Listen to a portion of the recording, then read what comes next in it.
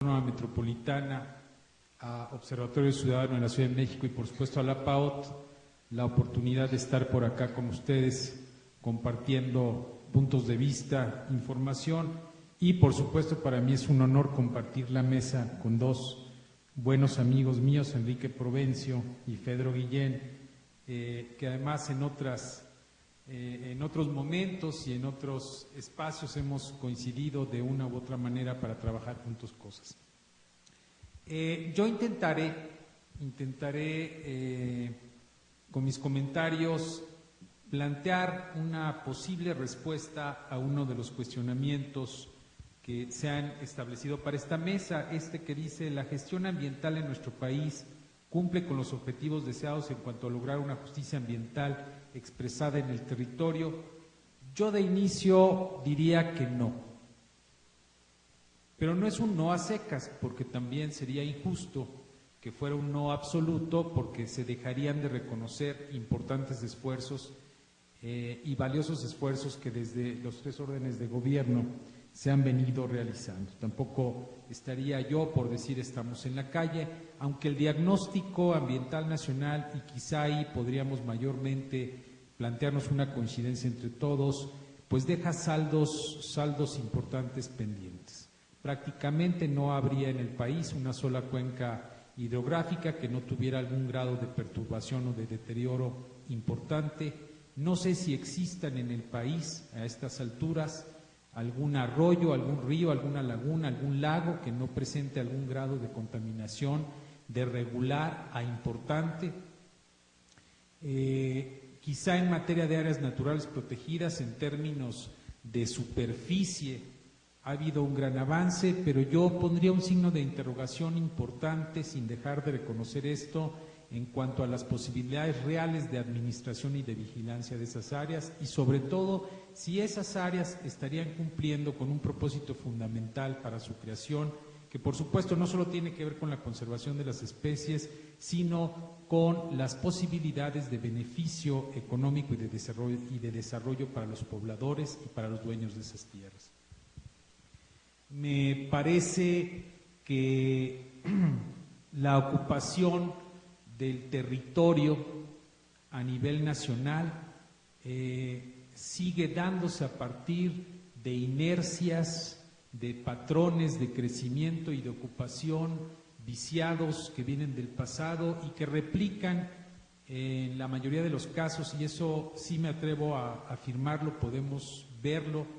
de manera patente en las capitales de las entidades federativas, sigue padrones de ocupación que responden a presiones políticas e intereses inmobiliarios, más que al seguimiento de una planeación que seguramente esté establecida.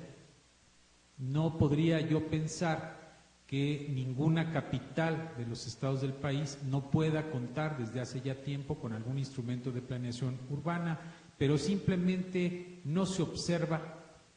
o no se tienen porque no se han generado las estructuras desde el gobierno necesarias y suficientes para poder asegurar que esos planes se cumplan. Con todo esto, nos enfrentamos al reto del cambio climático, conscientes de que nuestro país, y aquí se dijo por la mañana, es uno de los países del mundo que seguramente tendrá mayores problemas porque es uno de los países más vulnerables. Así, el gobierno federal se ha comprometido de manera voluntaria a reducir, entiendo que al 2030, en un 50% las emisiones de gases de efecto de invernadero. No obstante, esto contrasta mucho con los presupuestos asignados para el ramo 16 en los presupuestos de egresos de la Federación respecto de otros ramos y otros sectores económicos. Y si a esto agregamos que existe, por lo menos en materia de medio ambiente, una política de concentración importante de las facultades y de los presupuestos, que quizá en otros ámbitos o en otros ramos no se da,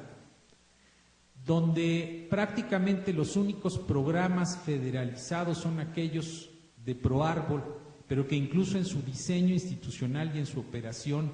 siguen prevaleciendo por encima de las expectativas y las necesidades de las entidades federativas, las opiniones y las decisiones de los gerentes regionales de la CONAFOR. El ramo 16, es decir, el presupuesto manejado por la Semarnat y por las dependencias que se derivan de la Semarnat, sigue siendo un presupuesto muy concentrado.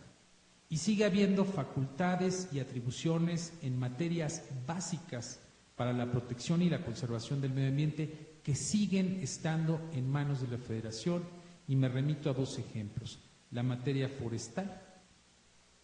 y la verificación y el cumplimiento de las condiciones de descargas de aguas residuales a los cuerpos de agua nacional, que sigue siendo una facultad exclusiva de la Comisión Nacional del Agua.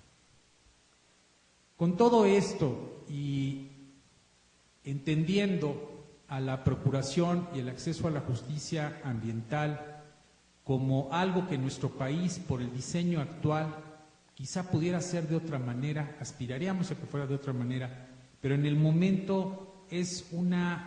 se aborda desde una perspectiva de comando-control, que tiene que ver con la inspección y vigilancia, tiene que ver con la exigencia de la reparación del daño, con el inicio de procedimientos, la aplicación de sanciones, pero también tiene que ver con la emisión de recomendaciones, tiene que ver con la conciliación, tiene que ver finalmente en sus alcances con la mayor o menor posibilidad de asegurar la tutela de un derecho humano fundamental consagrado en el artículo 4 de nuestra Constitución,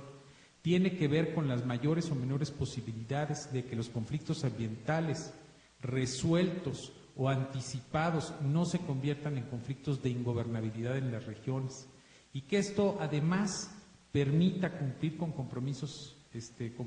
internacionales. Pues podemos ver que en el tema no hemos avanzado mucho. Si bien es cierto, la Procuraduría Federal de Protección al Ambiente cuenta con delegaciones en todas las entidades federativas, lo cierto, y es una realidad, es que ni están todos los inspectores que debieran estar, ni se cuenta con todos los recursos materiales y humanos para poder ejercer todas esas facultades concentradas en el orden federal sobre las que tiene que ver Profepa. Y en contrapartida, pues solo hay 10 entidades federativas que al momento han tomado la decisión por convicción, por necesidad,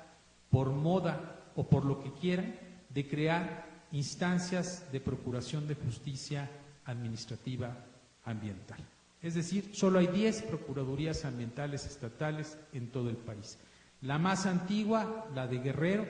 que viene del año de 1993. La más reciente, la de Campeche, que se creó apenas en este año. Procuradurías ambientales estatales que además tienen que hacerse responsables de todo aquello que la Federación no atiende. Entonces dirían, ay, procurador, pues eso es lógico, eso es elemental. Sí, pero no muchas veces la ciudadanía, ni nosotros mismos, en nuestro cargo de procuradores, podemos dimensionar los alcances de esto. Por cada industria de competencia federal que es objeto de verificación y de regulación por parte de la Profepa, hay por lo menos de 3 a 5 industrias o empresas derivadas que caen en el ámbito estatal y que nadie se estaba haciendo cargo de ellos. ¿Y por qué? Porque en aquellos estados donde todavía no se crean procuradurías, como ocurría anteriormente en aquellos que ahora tienen procuradurías, el tema de la vigilancia y la verificación del cumplimiento normativo ambiental estatal quedaba en manos, en el mejor de los casos, de una dirección de área o una dirección general de vigilancia ambiental o de inspección y vigilancia. Pero usualmente, y eso podemos verlo a la fecha, y les voy a platicar una anécdota, podemos ver que dentro de las agendas de las secretarías de medio ambiente de los estados que no cuentan con una procuraduría, ese tema es el del rincón. sin darse cuenta que pudiera ser incluso el instrumento a través del cual pudieran asegurar o contribuir a asegurar los alcances y los objetivos de sus propias políticas de fomento ambientales. Así, tenemos que los estados de la República que al día de hoy tienen procuradurías ambientales estatales son Aguascalientes, Coahuila, Distrito Federal, Estado de México, Guanajuato, Guerrero, Jalisco, Michoacán, Nayarit y más recientemente Campeche. ¿Cuál es la particularidad que tiene esto? Bueno, pues estas procuradurías tienen presencia regulatoria y operativa en algo así como 523,000 kilómetros cuadrados, lo cual equivale casi al 27% del territorio nacional. Puede ser que no sea tan significativo, pero si lo vemos poblacionalmente, en esos estados se concentra el 47% de la población del país. Y no solo eso, en esas entidades federativas se encuentran regiones tan importantes económicamente hablando, demográficamente hablando y ambientalmente hablando como la zona metropolitana del Valle de México, la zona metropolitana del Valle de Toluca, la zona metropolitana de Guadalajara, el corredor industrial del Bajío que va de Querétaro hasta León, Guanajuato, entre otras cosas. Y en otras materias, bueno, pues son los estados que están en la cuenca del río Lerma, en sus más de 500 kilómetros de longitud y todo lo que representa ese río para una vasta región de nuestro país, el río Balsas, en fin, son estados donde hay una dinámica poblacional de concentración, de actividad económica, de actividades productivas que tienen zonas y regiones ambientalmente sensibles. Sin embargo, a pesar de este esfuerzo, las debilidades que nosotros hemos identificado como procuradores ambientales estatales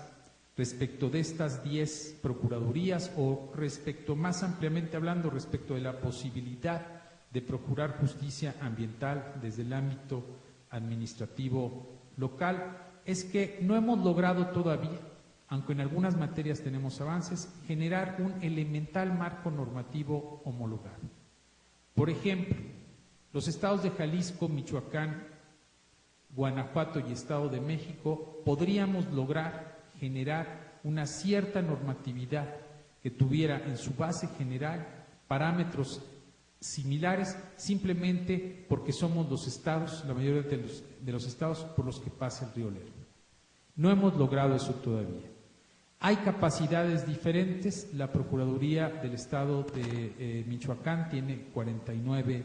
personas que la integran. Su presupuesto máximo, que ha sido el del año 2010, llegó aproximadamente a los 20 millones de pesos. Bueno, la Procuraduría del Distrito Federal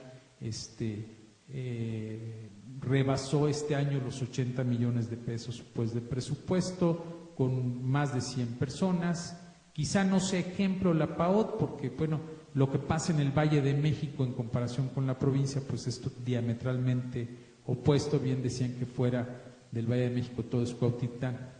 En realidad así sucede, desafortunadamente así es. Pero bueno, tenemos diferentes